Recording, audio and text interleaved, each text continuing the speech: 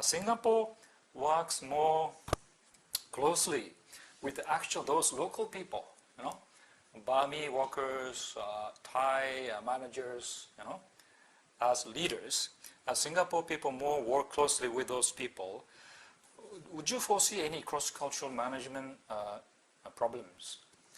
This is an issue that we have studied and do research in my research center for some years now.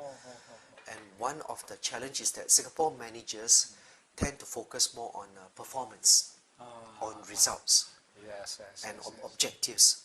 So Singapore managers work best when they have KPIs, key performance indicators. When they've got objectives and targets, they perform very well. So Singapore managers are also very results driven. They are very motivated to achieve excellent performance for the company, for the business. But when Singapore managers have to work with managers or co-workers from other cultures, let's say ASEAN, that's not always going to be easy, because in some cultures outside Singapore, maybe the way they do business, the way they run the organization may not be from a Singapore manager, average Singapore manager perspective to be as efficient, as results driven. But maybe the process is the same at the end of the day, but it's a different way of getting to the outcome.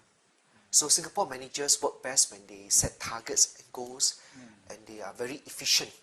They want to see results. And sometimes they have a short term, they want to see results faster.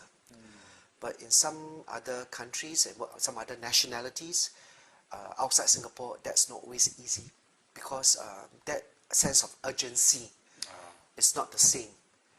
They may appear not to be as goal driven or performance driven from a Singapore manager's perspective. I think the younger generation of managers are probably more culturally savvy, because they are, I think they read a lot, they travel a lot, so they know about other cultures. So I think maybe for the younger generation, the younger leaders, I think they are better at adapting across cultures. But maybe perhaps some of the older managers, older leaders might find it a bit more challenging, because they are more set in their way of thinking, and they want things to be done their way and are less accommodating.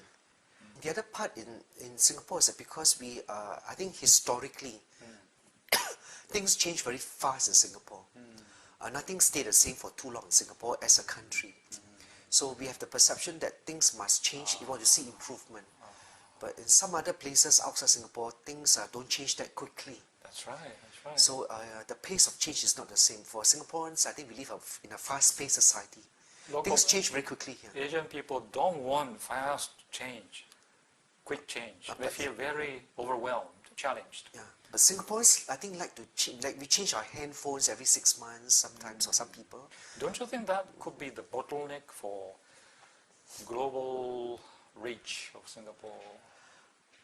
I think no. I think on one you hand, play different game, different rules. Yes, I think because pace of change is faster, because business is also changing.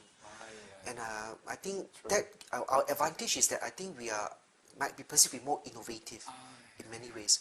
We are able to keep changing, because unlike some other cultures, we think that, I mean, not change for the sake of changing, but change, sometimes I think we are more resilient.